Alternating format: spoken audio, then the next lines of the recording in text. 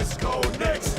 Let's go Knicks! Let's go Knicks! I have never been more jealous of New York City. Why do they get to have all of the fun?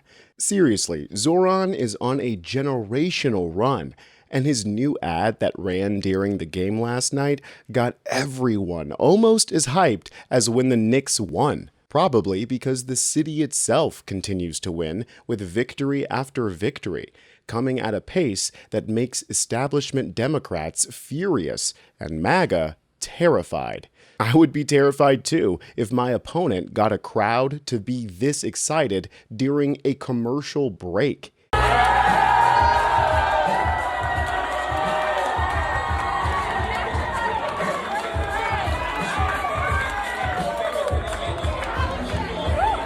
We haven't seen motion like this since Obama was sinking threes and wearing tan suits.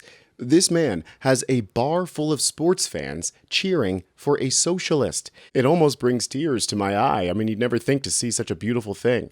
But it makes sense when you feel the hype of the ad. I mean, how can you watch this and not feel like cheering?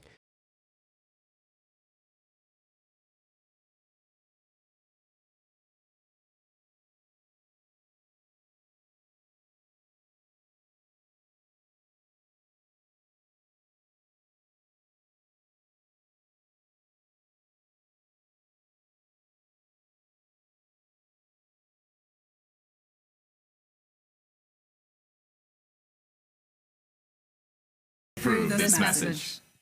It was a brilliant ad because people want to feel like they're on a team that is fighting for them.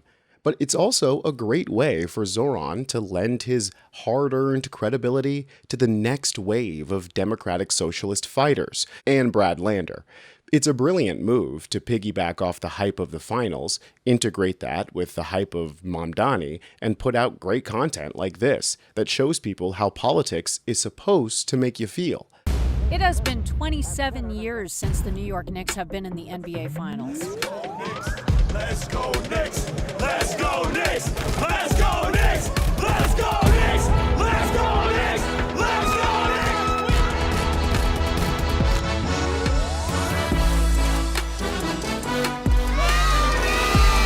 What is it about the Knicks? It's basketball.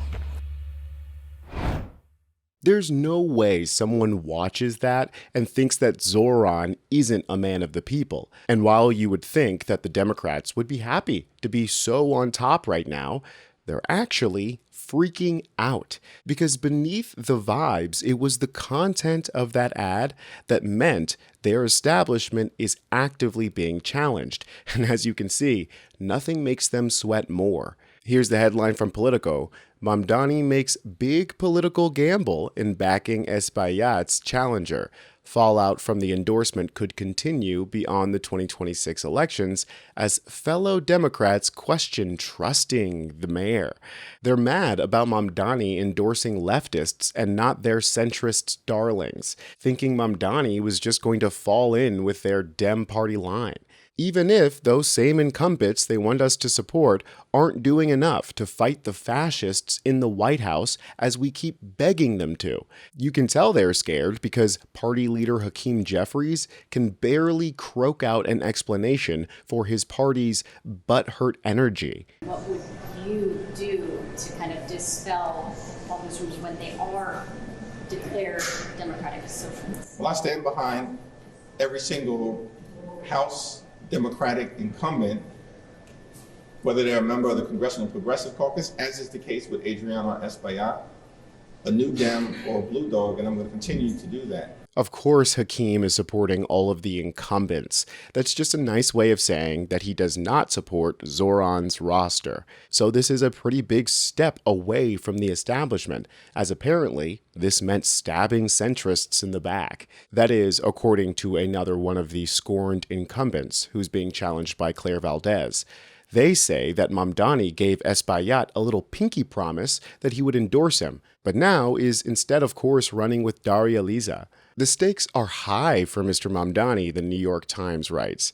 If Miss Avila Chevalier pulls off an upset, he will have helped Democratic Socialists expand their presence in the House. Please, please.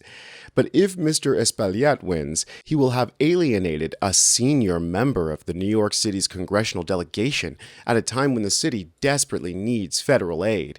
Yeah, what does that mean? So if Espaillat means he's just going to betray the city because he's mad at Mamdani, you know what this smells like to me? Jealousy.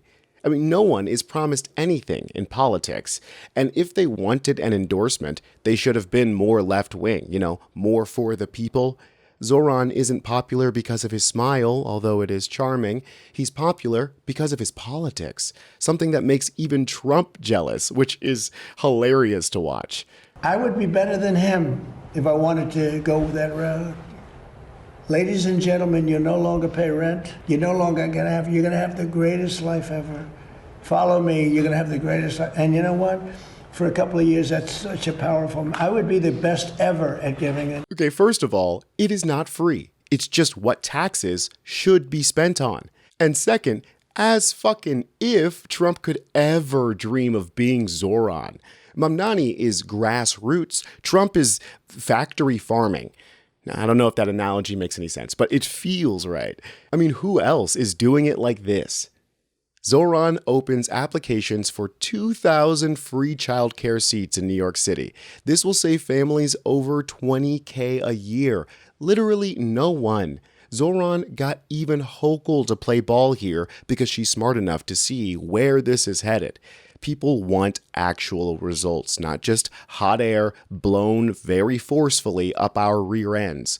Like they did with Doge. Perfect example. Because where Elon talked a lot of shit and brought us nothing but big balls, Zohran is visibly delivering actual results immediately. Mamdani's efficiency improvements are now projected to save New York City over $4.5 billion. Mockler asks, how pissed do we think Elon is now that all of his promises are actually being fulfilled by a socialist? I bet his barrel chest just absolutely fills with hate. The right wing tried to co-opt the word efficiency in order to excuse slashing government programs.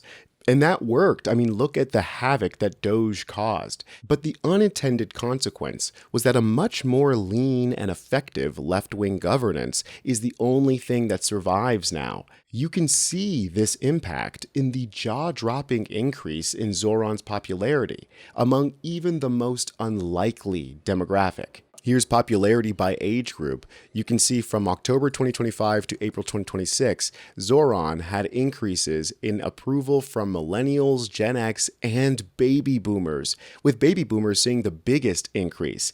That is absolutely insane. Like, once people see what he's doing, they love it. And I saw a post recently that perfectly captures what's happening here. Mamdani is the Democrats' worst nightmare because he's living proof that they're simply not doing their jobs. That is my exact sentiment. And if it's yours, then join us here on US Democratic Socialists.